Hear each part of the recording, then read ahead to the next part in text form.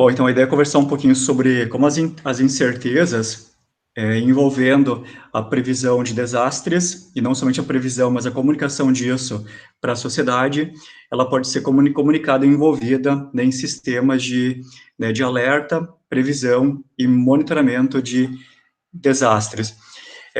Então, Eduardo, primeiramente, comentar o seguinte, né, que em 2020, né, exatamente esse componente da comunicação falhou muito numa cheia regional, né, aqui em Lajeado, Estrela e arredores. Então, em 2020, a gente teve uma grande cheia, que ela alcançou um nível, em termos de magnitude, né, um dos maiores níveis dos últimos 60 anos, que causou um conjunto de danos regionais, né, danos ambientais, danos econômicos, danos materiais, né, impactam rodovias, impactam a margem dos rios, que até hoje a gente tem os efeitos disso, né, em termos regionais. E aí existem, então, companhias, né, ou empresas, ou entidades responsáveis para fazer esse acompanhamento, tá, em relação à chuva, em relação aos níveis, né, trabalhar com modelos de previsão em termos de futuro, e o principal é comunicar isso para a sociedade. E geralmente, então, eles rodam modelos chuva, vazão, que dá um resultado, então, de vazão, e calibra essa vazão com o nível que vai ser alcançado em cada município. Então, assim, o primeiro ponto é esse, não é algo simples de fazer. Então, nem sempre a conversão da chuva em vazão e a vazão num nível ela é uma equação redondinha ou exata. Então, cada previsão ela vai estar carregando algum tipo de incerteza. E geralmente a incerteza ela não é comunicada. E também por quê? Porque muitas vezes, em termos de mídia, né, a mídia também faz um sensacionalismo em relação aos desastres. Né? Ou seja, a gente tem uma cultura de explorar o desastre quando ele acontece. Então, em relação a 2020, então a gente teve uma agência que é o CPRM e a ANA. O que é o CPRM? É o Serviço Geológico Brasileiro, que ele está, digamos, subordinado ou vinculado com a ANA, que é a Agência Nacional das Águas. Então, eles são a entidade oficial no Brasil que acaba enviando, né, para as prefeituras, para as defesas civis, né, um documento, um laudo, um papel, né, ou daqui a pouco outras formas de comunicação, que é o alerta, tá? E esse alerta, ele é feito, por exemplo, ao longo do dia. Você está me ouvindo, Eduardo? Imagino que sim, né? Sim, sim, eu estou ouvindo, senhor. Tá, beleza, que tu congelou aqui na tela, que às vezes tranca a internet, dá uns probleminhas em relação a isso. Então, a CPRM e a ANA, eles têm uma equipe de engenheiros responsáveis que fazem isso, né? Olham pluviômetros, olham linígrafos, né? E olham a relação chuva em vários pontos, calibram um modelo de previsão, né, em relação à vazão e o nível, e comunicam isso em termos regionais. Então, geralmente, assim como a gente, né, é o normal, né, a gente trabalha, entre aspas, das 8 da manhã até 6 da tarde, e aí se para. E quando envolve companhias da União ou do Estado, né, geralmente eles trabalham também nesse regime, trabalham de dia e vão para casa. Só que num desastre, num evento hidrológico, né, a chuva tá caindo, né, o rio está subindo. Então, esse é um primeiro ponto. Né? Geralmente, as equipes fazem previsões durante o dia, e fazem uma previsão para 5 horas, 6 horas, 12 horas, 16 horas, 20 horas, ou seja, para amanhã do dia seguinte. Então, Eduardo, o primeiro ponto que envolve incerteza é a extensão da previsão. Se a previsibilidade ela é mais curta, por exemplo, feita com base no que está acontecendo a montante, chuva, vazão e nível de montante, e calibrando modelos matemáticos para jusante, por exemplo, em até 5 horas, com toda certeza, o erro nunca vai ser maior do que 1 metro em termos de previsibilidade. Inclusive, o teu artigo que vai tá expondo, ele traz lá um gráfico, que é um gráfico de erros entre a modelagem e o valor observado. Então, geralmente, ele fica próximo ou abaixo de 1 metro. Então, 1 metro já é muito, né, em termos de eventos extremos, como as inundações. Então, quanto mais próximo a zero, melhor.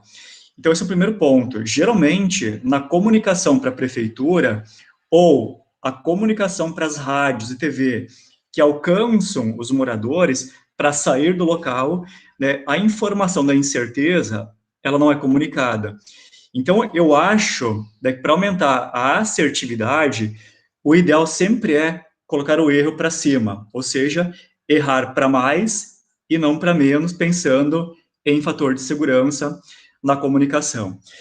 Outro ponto, como eu disse, então, quanto mais longa for a previsão de um nível de um rio, pensando em uma inundação, maior vai ser o erro, porque a gente tem mais variabilidades locais que influenciam a conversão da chuva em cada subbacia, a infiltração, o escoamento, percebe? Então, eu aumento a variabilidade local da informação. Então, quanto mais longa for a previsão, maior vai ser a tendência desse erro. E aí, às vezes, pensando na previsão entre o mínimo e o máximo, eu vou ter uma possibilidade de ter 3, 4 metros entre o nível mínimo de segurança e o nível máximo de segurança. Ou seja, na prática, aí não serve para nada. E aí não se comunica a informação com os erros, se comunica o valor dado pela equação matemática, que seria o centro da previsibilidade. É isso que hoje é comunicado. E mais um ponto que eu acho importante, Eduardo, com relação a essa abordagem, também envolve como a informação ela vai ser levantada. Então, nós deveríamos ter regionalmente, e quando eu falo regionalmente, envolve o Brasil, o Estado e a nossa bacia, né, aqui, a Taquariantas, que a gente tivesse mais densidade de informações em relação à chuva, né, ou seja, mais pluviômetros espalhados na bacia, com transmissão automática, e que a gente tivesse também mais locais de aferição do nível do rio em vários pontos. Porque eu posso calibrar modelos matemáticos bem simples, cota a cota, por exemplo, assim como tem o artigo que está expondo para a turma, relações entre nível de montante e nível de jusante. Então, se eu tenho vários eventos mapeados, eu calibro por uma regressão, né, dos valores e eu encontro, né, um modelo matemático que expressa, né, níveis futuros a partir de níveis observados, né, a montante em tempo real. Então, é um pouco do que eu queria comentar com a turma, contigo, em relação à questão de incerteza e de variabilidades envolvendo desastres. Mas ele é um tema delicado, né, é um tema delicado, e eu fiz meu mestrado em cima disso também, desse tema, e quando eu comecei a mexer com isso, com chuva, com nível, com informações documentadas, basicamente, aí a tua outra pergunta é uma colcha de retalhos. Então, por exemplo, o Porto de Estrela tem informações lá num caderno. A AHSul tem um outro registro que nem sempre bate um com o outro.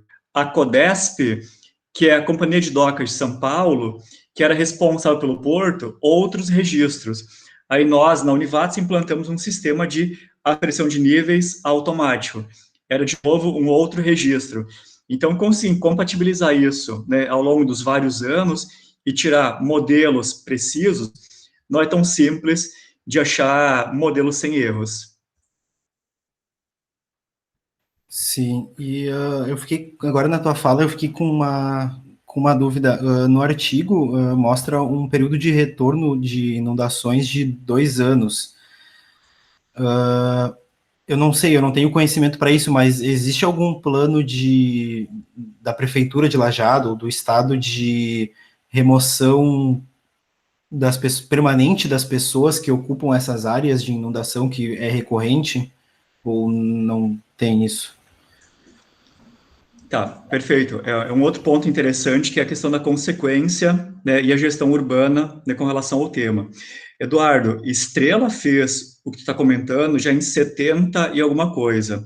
72, 76, 79, mas lá entre 70 e 80. Ou seja, é acabar reacomodando pessoas e famílias que ocupam áreas que são atingidas com mais frequência para áreas de maior segurança. Então, nós temos regiões mapeadas em Lajeado, por exemplo, né, aonde a Defesa Civil já fez um mapeamento de mais tempo, né, e aos poucos eles estão reacomodando as famílias e demolindo aquele local. E aí tem mais um ponto importante.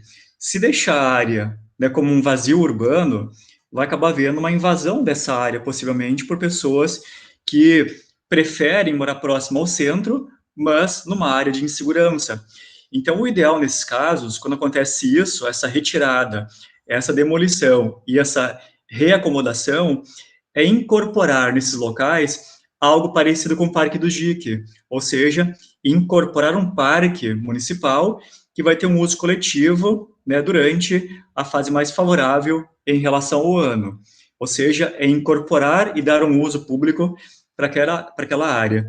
Então, é assim, por exemplo, o Parque do Jique, né, lá em Arroio do Meio Caminhódromo, em Estrela tem o seu parque, e assim outros municípios estão fazendo a mesma coisa. Um ponto que assim eu vi comentários, mas sem ter muita certeza sobre isso, é que Lajeado vai estar incorporando, né, nos trâmites municipais de licenciamento ambiental, né, e urbano, né, ou seja, para novos empreendimentos, novos prédios, novos loteamentos urbanos, né, vão estar pedindo laudos hidrológicos, ou seja, para incorporar a relação do desenvolvimento urbano e os seus projetos em relação a essa variabilidade dos rios. Então, a gente teve em vários pontos, por exemplo, lá próximo ao viaduto, próximo a 386, né, lá onde tem a Roque Lopes, tem as empresas de mineração, acho que tem a motomecânica também ali colocada. Ali tem vários grandes aterros feitos em áreas de inundação. Eu acho que, conforme o tempo, cada vez mais a prefeitura ela vai ser restritiva em permitir intervenções que vão estar retirando espaço do rio no seu extravasamento para colocar, né, pedra, rocha, aterramento e colocar lá em cima, então, novas construções, porque isso altera de novo essa dinâmica da mancha da inundação. E, Eduardo, mais um ponto em relação a isso é o seguinte, o normal são 2 anos, até o Tucci fala disso em relação a um livro dele, que em média os rios saem de seu leito a cada 2 anos. Só que na nossa região aqui central, Arroio do Meio, Cruzeiro, Estrela, Lajeado, Encantado, essa frequência, né, o tempo de retorno já está próximo a 1 por ano, tá? Ou seja, a recorrência ela está muito grande. E, em parte é porque as cidades estão cada vez mais próximas dos rios. Sim, isso é verdade. Mas brigadão pela fala aí, professor. Acho que vai complementar bastante a nossa apresentação. Eu também não quero te estender muito, porque nós só vamos ter 15 minutos para apresentar, né? Então vai ser. Então tá, perfeito. Qualquer coisa, curtinho. faz uma edição aí, corta a parte mais desnecessária. Sim, não, pode deixar, professor. Muito obrigado, viu? Valeu, até Se, mais. se tiver uma gravação da apresentação, eu posso mandar para o senhor depois, daí dar uma olhadinha. Pode sim, com certeza. Valeu.